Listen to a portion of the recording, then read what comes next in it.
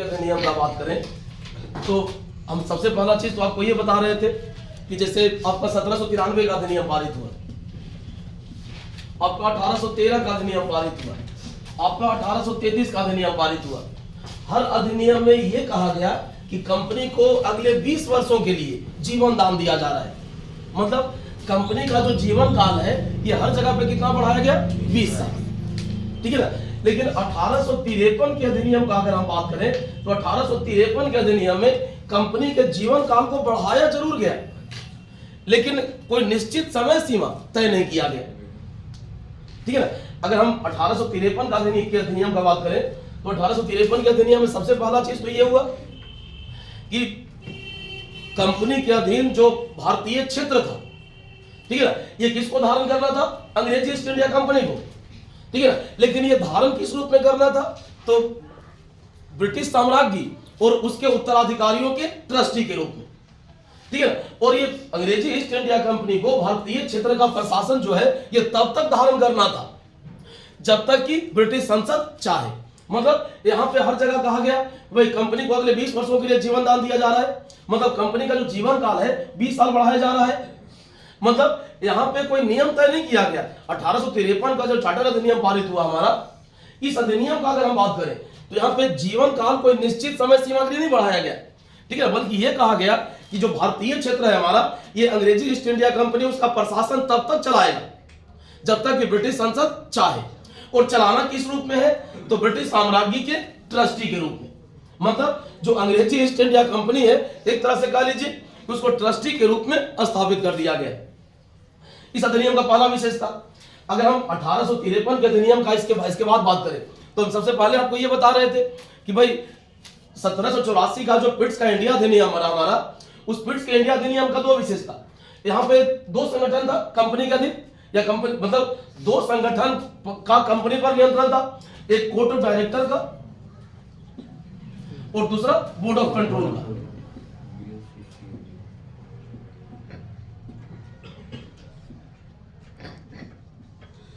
है ना। अब अगर हम बात करें तो कोर्ट ऑफ डायरेक्टर में जो डायरेक्टर का संख्या तय किया गया था ये कितना था, 24, ठीक है। लेकिन 1853 के अधिनियम के जरिए अगर हम कहें तो डायरेक्टर का संख्या 24 से घटा के कितना कर दिया गया, 18। मतलब डायरेक्टर का जो संख्या था ये कम कर दिया गया, ठीक है। ऊपर से अगर हम बात करें तो भारत में सिविल सेवा के संबंध में जो नियुक्ति का जो प्रोविजन था, ठीक है ना, अब ये खुला प्रतियोगिता परीक्षा के आधार पर कर दिया गया। पहले जो नियुक्ति होता था उस नियुक्ति में डायरेक्टर को अधिकार दिया गया था कि डायरेक्टर अपने पसंद के व्यक्तियों को नियुक्त करता था, ठीक है ना। लेकिन अब जो नियुक्ति है हमारा, उस नियुक्ति में डायरेक्टर के संरक्षण को कम कर दिया गया, ठीक है। और सिविल सेवा में नियुक्ति के लिए खुला प्रतियोगिता परीक्षा को आधार बनाया गया, ठीक है ना। और इसको लागू करने के लिए अगर हम कहें तो 1854 में लॉर्ड मैकाले की अध्यक्षता में एक समिति भी बनाया गया, ठीक है ना। मतलब 1853 के चार्टर अधिनियम के जरिए अगर हम कहें तो कहीं ना कहीं एक व्यापक परिवर्तन हुआ। इसके अतिरिक्त अगर हम बात करें तो सबसे बड़ा चीज क्या हुआ कि जैसे बोर्ड ऑफ कंट्रोल का सचिव हो गया हमारा या अन्य अधिकारी हो गया हमारा, उसको वेतन किसको देना था, कंपनी को। लेकिन इस कंपनी के वेतन को निर्धारित किसको करना था, ब्रिटिश सरकार को। मतलब कंपनी के अधिकारियों का जो वेतन है ये कौन निर्धारित करेगी, ब्रिटिश सरकार। लेकिन वेतन देगा कौन, अंग्रेजी ईस्ट इंडिया कंपनी। मतलब धन उसको जो मिलेगा, जो वेतन मिलेगा ये कहां से मिलेगा, भारतीय कोष से, ठीक है ना। अब अगर हम यहां से आगे बढ़े तो ये तो जो कुछ भी हुआ मोटा मोटी मान कर चले अगर हम तो ब्रिटेन में हुआ। अब भारत में क्या हुआ, तो भारत में सबसे बड़ा चीज तो ये कि हम आपको 1784 का पिट्स का इंडिया अधिनियम पढ़ा है, वहां पे ये बताए कि भारत का जो प्रशासन चलाना था एक गवर्नर जनरल को चलाना था, ठीक है ना। और गवर्नर जनरल को चलाने मतलब भारत के प्रशासन को चलाने के लिए एक परिषद का गठन किया गया था, ठीक है ना। 1784 का जो पिट्स का इंडिया अधिनियम आना था हमारा, इसमें परिषद में कितना मेंबर होता था, 3 मेंबर, ठीक है ना। और 1833 के चार्टर अधिनियम में इसमें एक मेंबर और जोड़ा गया था। मतलब 1833 के चार्टर अधिनियम के बाद गवर्नर जनरल के परिषद में कितना मेंबर होता था, 4 मेंबर, ठीक है ना। अब अगर हम बात करें तो इसके साथ कोई छेड़छाड़ नहीं किया गया, लेकिन गवर्नर जनरल के परिषद का जो कार्य होता था ठीक है ना, उस कार्य को अलग अलग कर दिया गया।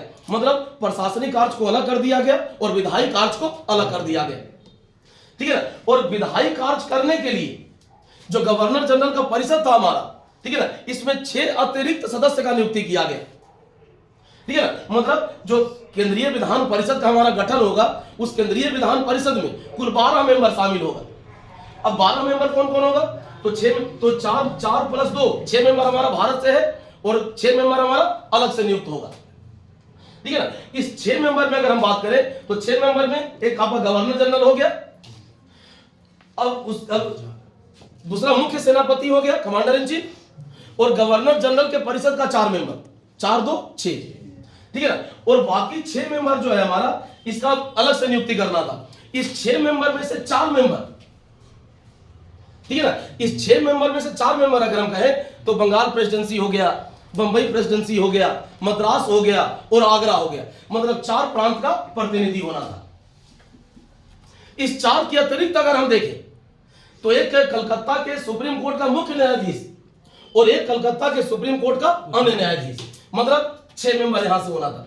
टोटल इसमें जो केंद्रीय विधान परिषद हमारा बन रहा था विधि निर्माण के लिए, उसमें कुल 12 मेंबर होना था। मतलब 1853 के अधिनियम के जरिए ही भारत में विधि निर्माण के लिए पहली बार केंद्रीय विधान परिषद का गठन किया गया, ठीक है ना। और अगर हम बात करें तो इस केंद्रीय विधान परिषद में कुल कितना मेंबर होना था? 12 मेंबर। 4 मेंबर गवर्नर जनरल के परिषद का, 1 मेंबर खुद गवर्नर जनरल और 1 मेंबर कमांडर इन चीफ, ठीक है ना। ये जो मेंबर था हमारा, इसको क्या देखने के लिए कहा गया? प्रशासनिक मामलों को, ठीक है ना। और जो 6 अतिरिक्त मेंबर नियुक्त किया गया हमारा, इस 6 अतिरिक्त मेंबर को क्या देखना था? विधायी कार्य, ठीक है ना। ऐसा नहीं कि विधायी कार्य सबको नहीं देखना है, विधायी कार्य सबको देखना है, लेकिन प्रशासनिक कार्य जो है ये पहला 6 मेंबर को देखना है, ठीक है ना। तो इस तरह से अगर हम कहें कि गवर्नर जनरल के परिषद में यह तय कर दिया गया कि विधायी कार्य कौन देखेगा और प्रशासनिक कार्य कौन देखेगा, ठीक है ना। मतलब ये कह लीजिए कि गवर्नर जनरल के परिषद में विधायी कार्य का और प्रशासनिक कार्य को दोनों को अलग अलग कर दिया गया। तो अब अगर हम यहां पे बात करें तो सबसे बड़ा चीज क्या हुआ कि भाई इसी के जरिए भारत में पहला बार केंद्रीय विधान परिषद का गठन हुआ। कि 12 मेंबर से मिलकर जो परिषद बन रहा था हमारा, इस परिषद को क्या कहा गया? केंद्रीय विधान परिषद। और यही केंद्रीय विधान परिषद जो है हमारा, ये विधि का निर्माण कर सकता था। और ये जो केंद्रीय विधान परिषद है हमारा, जब ये विधि का निर्माण करता था, ठीक है ना, तो गवर्नर जनरल के परिषद को उस विधान पर वीटो लगाने का शक्ति था। वीटो समझते हैं आप लोग? मतलब विधायिका द्वारा पारित विधियों को अनुमति देने से इनकार करने का कार्यपालिका का जो शक्ति होता है, उसी को हम वीटो कहते हैं। जैसे अगर आप भारत का संविधान पढ़िएगा तो आपके संविधान में राष्ट्रपति को वीटो शक्ति दिया गया है ना। तो ये जो चीज था हमारा, यहां पे भी वीटो का अधिकार दिया गया था। तो अब अगर हम यहां पे कहें तो इस अधिनियम का एक अलग महत्व है, और अलग महत्व किस रूप में है? तो अलग महत्व इस रूप में है कि इस अधिनियम के जरिए पहली बार भारत में केंद्रीय विधान परिषद का गठन किया गया। और इस केंद्रीय विधान परिषद में अलग अलग प्रांत के प्रतिनिधि को शामिल करके, ठीक है ना, हम क्षेत्रीय प्रतिनिधित्व को बढ़ावा दिए, ठीक है ना। तो ये एक व्यापक परिवर्तन था जो 1853 के अधिनियम में संभव हुआ, ठीक है ना। समझ में आ रहा? थोड़ा परिवर्तन हुआ। बोर्ड ऑफ कंट्रोल में कोई बड़ा परिवर्तन तो नहीं हुआ, लेकिन वेतन के संबंध में परिवर्तन हुआ। देखिए बोर्ड ऑफ कंट्रोल का जो भी मेंबर था हमारा, वो चाहे भारत सचिव हो, मतलब बोर्ड ऑफ कंट्रोल का सचिव हो या अन्य मेंबर हो, सबको वेतन कहां से मिलना है? भारतीय कोष से। लेकिन वेतन तय कौन करेगा? तो ब्रिटिश सरकार।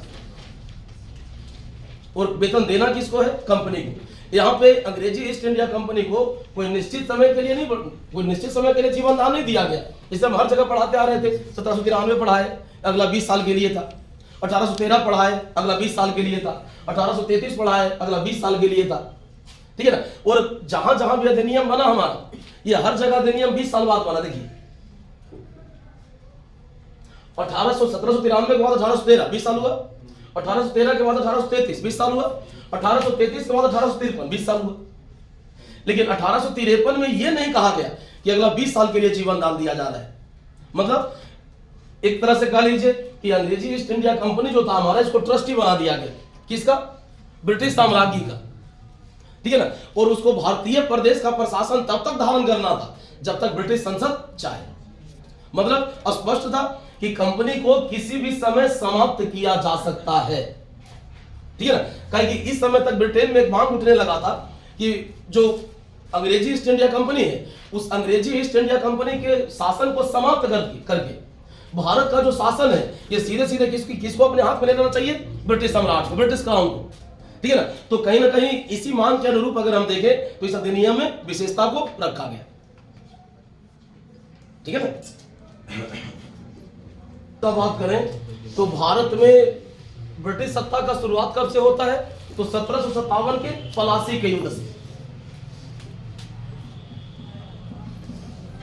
ठीक है ना। मतलब भारत में जो अंग्रेजी ईस्ट इंडिया कंपनी के शासन का शुरुआत माना जाता है ये कब से, 1757 के प्लासी के युद्ध से। इस युद्ध के 100 साल बाद, ठीक है ना, मतलब प्लासी के युद्ध के 100 साल बाद भारत में एक ऐसा मूवमेंट होता है जिस मूवमेंट में, ठीक है ना, मतलब ब्रिटिश सरकार को एक बहुत बड़ा धक्का लगता है। यही कह लीजिए कि भाई कहीं ना कहीं भाई 100 साल तक जिस प्रकार के नीतियों का संचालन किया गया अंग्रेजी ईस्ट इंडिया कंपनी के द्वारा, उस नीतियों के विरोध में 1857 में एक व्यापक मूवमेंट होता है हमारा, मतलब ब्रिटिश सत्ता के विरोध में। और इस मूवमेंट में भारतीय का एक मांग था कि भाई वो अंग्रेजी ईस्ट इंडिया कंपनी का रैयत नहीं होना चाहता है, बल्कि किसका रैयत बनना चाहता है, ब्रिटिश सम्राट का, ठीक है ना। देखिए अगर हम 1857 के मूवमेंट का बात करें तो 1857 का मूवमेंट जो है हमारा, इसको अगर हम ब्रिटिश सावरकर का बात करें तो इसको भारत का पहला स्वतंत्रता संग्राम कहते हैं,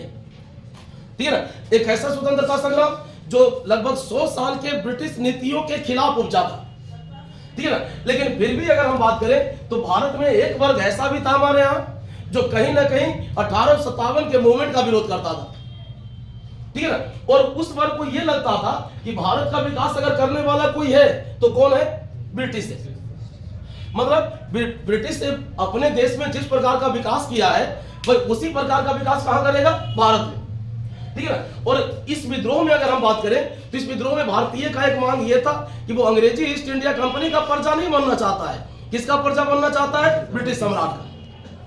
मतलब भारतीय का जो विरोध था यह ब्रिटिश सम्राट से नहीं था, ब्रिटिश सरकार से नहीं था, विरोध किससे था, अंग्रेजी ईस्ट इंडिया कंपनी से, ठीक है ना। तो अब इसी परिप्रेक्ष्य में अगर हम बात करें तो 1858 का अधिनियम पारित होता है हमारा, और इसी 1858 के अधिनियम के द्वारा, ठीक है ना, अब ये कह लीजिए कि भारत का जो शासन है अंग्रेजी ईस्ट इंडिया कंपनी के हाथ से लेके किसको सौंप दिया गया, ब्रिटिश क्राउन को, ठीक है ना। तो ये जो 1858 का जो अधिनियम आया हमारा, ठीक है ना, ये अभी तक के अधिनियम में से सबसे अलग है। भाई बाकी जगह जो परिवर्तन हो रहा था तो कंपनी के चार्टर में परिवर्तन हो रहा था, ठीक है ना, लेकिन यहां पूरा के पूरा कंपनी को ही समाप्त कर दिया गया, ठीक है ना। और यहां पे अगर हम बात करें कि 1858 का जो अधिनियम हमारा पारित हुआ, इस अधिनियम के जरिए भारत का जो शासन है ये अंग्रेजी ईस्ट इंडिया कंपनी के हाथ से लेके किसको सौंप दिया गया, ब्रिटिश क्राउन, ठीक है ना। अब ऊपर से अगर हम बात करें जैसे 1784 का ब्रिटिश का इंडिया अधिनियम, अब क्या पढ़ रहे थे कि भाई अंग्रेजी ईस्ट इंडिया कंपनी पर 2 का नियंत्रण था, या भारत पर 2 वर्ग का नियंत्रण था, कोर्ट ऑफ डायरेक्टर का और बोर्ड ऑफ कंट्रोल का, ठीक है ना। इस अधिनियम के जरिए दोनों को समाप्त कर दिया गया, मतलब कोर्ट ऑफ डायरेक्टर को भी खत्म कर दिया गया और बोर्ड ऑफ कंट्रोल को भी, और दोनों को समाप्त करके भारत का जो शासन है यह 15 सदस्यीय परिषद को सौंप दिया गया, ठीक है ना। और यही जो 15 सदस्यीय परिषद था इसी को भारत का शासन चलाना था, और इस 15 सदस्यीय परिषद का जो प्रधान होता था ये कौन होता था, सेक्रेटरी ऑफ स्टेट, मतलब इसको हम हिंदी में भारत का राज सचिव कहते थे।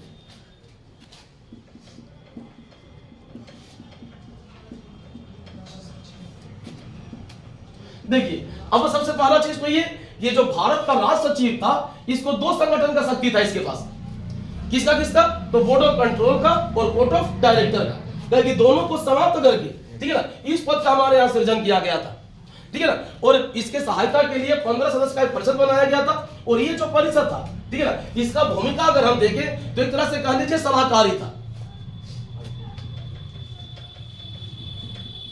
और बहुत सारा मामला में अगर हम देखें तो जो भारत का राज सचिव होता था ये अपने विवेक से या खुद के बल पर निर्णय करता था, मतलब भाई इसके सलाह को मानने के लिए बहुत जगह को ये बात नहीं था, मतलब भारत के शासन को चलाने में सबसे प्रमुख कौन हो गया? तो सेक्रेटरी ऑफ स्टेट, ठीक है ना। और इसका जो परिषद बन रहा है ना, इस परिषद का भूमिका किस रूप में? सलाहकारी के रूप में।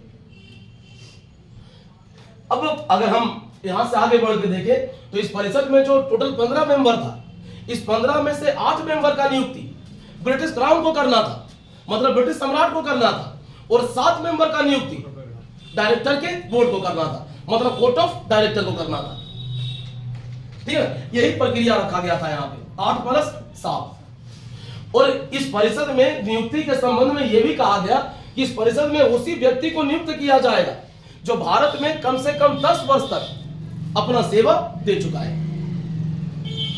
ठीक है ना। ऊपर से अगर हम बात करें तो सेक्रेटरी ऑफ स्टेट और उसका परिषद जो था, इसको एक कॉर्पोरेट बॉडी का दर्जा दिया गया, ठीक है ना। और ये भारत और इंग्लैंड में, ठीक है ना, कहीं भी केस कर सकता था, और इस पर भारत या इंग्लैंड कहीं भी केस हो सकता था, मतलब इसको केस करने का भी अधिकार था और इस पर केस हो भी सकता था, ठीक है ना। एक निगम इसका जो घोषणा किया गया एक कॉर्पोरेट बॉडी के रूप में किया गया, ठीक है ना। और यहां पे यह कहा गया कि भाई इसके लिए आवश्यक होगा कि भारत के राजस्व प्रशासन, मतलब भारत के राजस्व और असैनिक प्रशासन के संबंध में जो भी रिपोर्ट है, इसको प्रति वर्ष ब्रिटिश पार्लियामेंट के सामने प्रस्तुत करना पड़ेगा, ठीक है ना। तो अगर हम यहां पे कहें तो यहां जो परिवर्तन हुआ ये मेनली कहां हुआ? ब्रिटेन में हुआ, ठीक है ना। और अगर हम भारत का बात करें तो अब भारत पर किसका शासन है?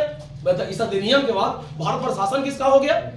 ब्रिटिश क्राउन का, ठीक है ना। जब ब्रिटिश क्राउन का शासन हो गया तो भारत का गवर्नर जनरल जो था, ठीक है ना, अब क्या बन गया? वायसराय, मतलब जो भारत का गवर्नर जनरल था अब ब्रिटिश क्राउन का भारत में सीधा प्रतिनिधि बन गया, ठीक है ना। और जब सीधा प्रतिनिधि बन गया तो इसको हम वायसराय का उपाधि दिए, और पहला वायसराय बनने वाला व्यक्ति लॉर्ड कैनिंग, ठीक है ना। अंतिम गवर्नर जनरल और पहला वायसराय दोनों कौन है? लॉर्ड कैनिंग, ठीक है ना। और जहां तक भारत की व्यवस्था का हम बात करें तो भारत की व्यवस्था में कोई व्यापक परिवर्तन नहीं हुआ, और जो भी परिवर्तन होगा यहाँ पे भारत की व्यवस्था में वो मेनली कहां होगा? 1861 के अधिनियम में, ठीक है ना। क्योंकि 1861 का जो अधिनियम पारित किया गया हमारा, केवल इसलिए पारित किया गया कि 1858 के त्रुटियों को दूर किया जा सके, ठीक है ना। मतलब देखिए सबसे पहला चीज तो ये कि भाई एक 1857 का जो मूवमेंट हुआ, उस मूवमेंट का जो निष्कर्ष निकल के आया कि ऐसा मूवमेंट आखिर हुआ क्यों, ठीक है ना। और उस मूवमेंट को दूर करने के लिए ब्रिटिश सरकार क्या क्या कर सकती है, ये जो भी करने का प्रयास किया गया, ये कहां किया गया? 1861।